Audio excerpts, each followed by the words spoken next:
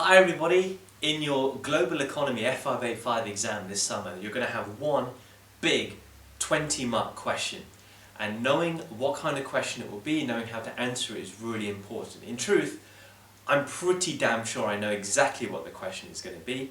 If you look in the description box below, you'll see a link to a model answer guide that I put together of all the likely questions that are going to come up this year in the 2016 F585 paper. So click on the link, get that, and you'll see a perfect model answer which you can just recreate for this question. But it's important for you guys to know how to structure a question like this, how to write a perfect answer to a 20-mark question in this exam. Well, these questions always discuss questions, right? Big discuss questions.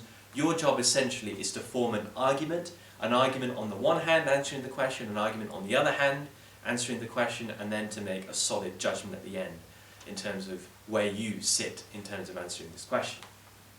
So, it's marked in levels, just like the comment question before. There are 4 levels. Level 1, Level 2, Level 3, Level 4. Your job is to hit each level and progress. You can't get to Level 4 unless you've hit the levels preceding it. That's very important. So, you start with definitions of key terms. All the key terms that are in the question itself, define those perfectly using an OCR approved source. Then you're looking to make your analysis points on the one hand. Detailed analysis points. I recommend make 2 solid points on the one hand. Again, if you look at my model guide and get it, you'll see exactly what I mean by that. So 2 analysis points on the one hand. Apply as you go along. Use the extract material to help you with application. Then you hit your level 2, that is application. Level 3 is the depth of analysis. So remember the point, cause, consequence idea that we looked at in the 6 marker? Well, you need to adopt that same idea anytime you're making analysis. Anytime you're writing something in detail, just think point, make a point, explain it, cause, and then write what the consequence is, okay? So that's important. Once you've done those 2 nice chunky paragraphs, maybe with a diagram in there to help you, depending on what the question is asking. In this year's paper, you definitely will draw a diagram. Absolutely you will. So a diagram that'll help, but 2 key analysis points alongside it. Then you're looking at your 2 evaluation points. And these evaluation points are very simple. On the other hand, let me talk about either some limitations of the theory or some depends on points. These all count as evaluation points. For the question that will come up, limitations are probably the best way of going here. But when you write these on the other hand points, again you're thinking detail. Make a point, explain it, and then write the consequence. Right? Detail, detail, detail. With application throughout, and you're going to hit your level 4. So 2 of those, chunky paragraphs. Now, that will take you to 16 marks. The last 4 marks, 17, 18, 19, 20, are reserved for your judgment.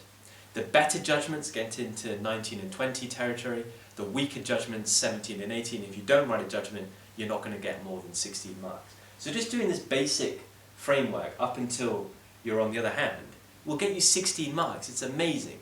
So if you skimp on the detail, you really are losing out and shooting yourself in the foot.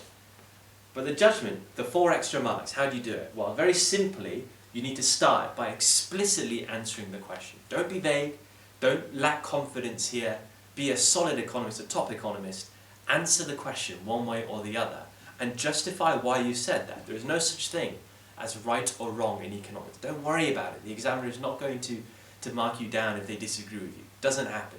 So make a clear case, either yes or no in answering this question, and justify why you said it. In justifying why, you might use economic theory as the way to weight up whatever you said, either yes or no.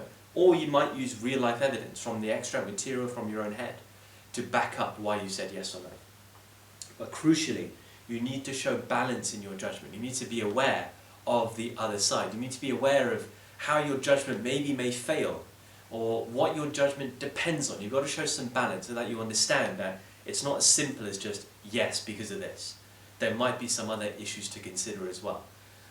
For this judgment to work, it will only work if this is taken care of or something. You've got to show balance in your judgment as well. And that last bit here will be the difference between a 17 or 18 mark essay and a 19 or 20 mark essay.